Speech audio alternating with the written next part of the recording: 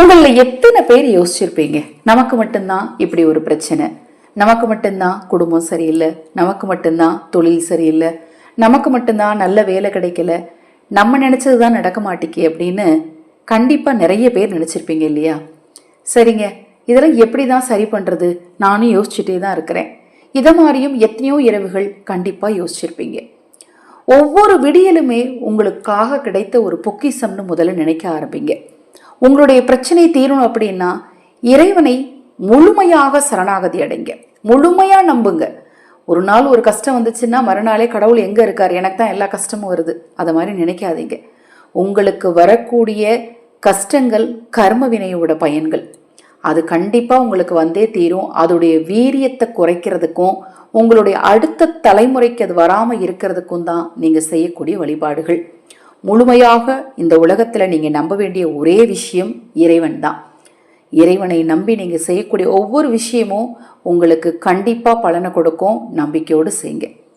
இப்ப ஸ்ரீ ராமநவமி, ராமநவமி நாள்ல நிறைய பரிகாரங்கள் இருக்கு.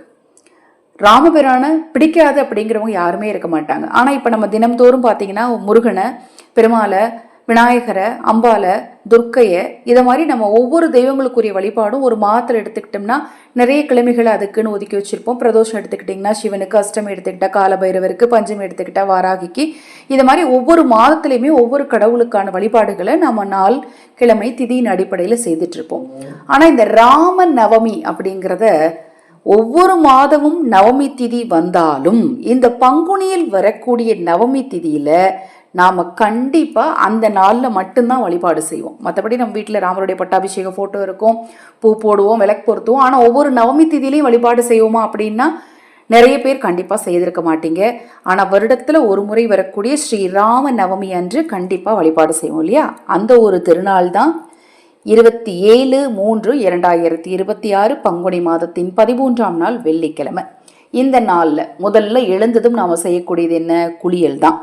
அந்த குளியல் தாந்திரிக பரிகாரத்தை தான் நாம் இந்த பதிவில் பார்க்க இருக்கிறோங்க.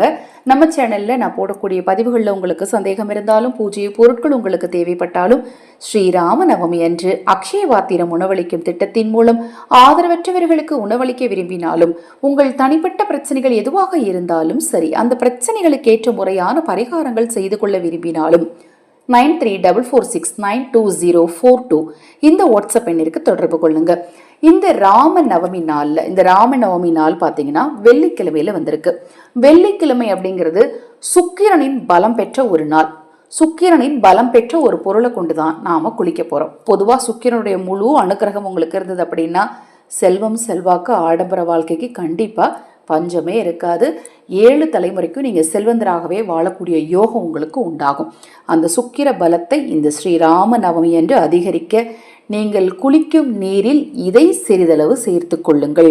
சிறிய குழந்தைகள், உங்க வீட்டில் இருக்கக்கூடிய பச்சிலம் குழந்தைகளுக்கு கூட இந்த குளியல் முறையை நீங்கள் தாராளமாக பின்பற்றலாம். ரொம்ப ரொம்ப எளிமையான விஷயம் தாங்க. உங்க வீட்டில் ரோஜா இதழ்கள் இருந்தது அப்படின்னா அந்த ரோஜா இதழ்களை வெண்ணிற துணியில, அதாவது நல்ல வெள்ளை நிற துணியில உள்ள வச்சு நல்லா டைட்டா கட்டிட்டு அதை நீங்க குளிக்கிற தண்ணீர்ல போட்டு குளிச்சுட்டு அதன் பிறகு அதை எடுத்து கால்படாத இடத்துல அப்புறப்படுத்திடணும். உங்க வீட்டுல பன்னீர் இருந்தது அப்படின்னா, ரோஜா இல்ல பன்னீர் இருந்தது அப்படின்னா பன்னீரை சிறிதளவு ஊற்றி குளிக்கும் நீர்ல கலந்து குளிக்கணுங்க. அதன் பிறகு குளித்து முடித்த பிறகும் சிறிதளவு பன்னீரை எடுத்து நீங்க உடல் முழுவதும் பூசிக்கோங்க. சிறிதளவு பன்னீரை தலையில தெளிச்சுக்கோங்க. ரொம்ப இதுக்காண்டி ஒரு டப்பா முட்டைலாம் யூஸ் பண்ணணும் இல்லை, ஒரு சின்ன கிண்ணத்துக்கு ஒரு கிண்ணம் நீங்க குளியல் அறைக்கு எடுத்துட்டு போய் பயன்படுத்துங்க. இந்த ஸ்ரீராம நவமி நாளில் பன்னீரை பூசிக்கொண்டு குளியுங்கள்.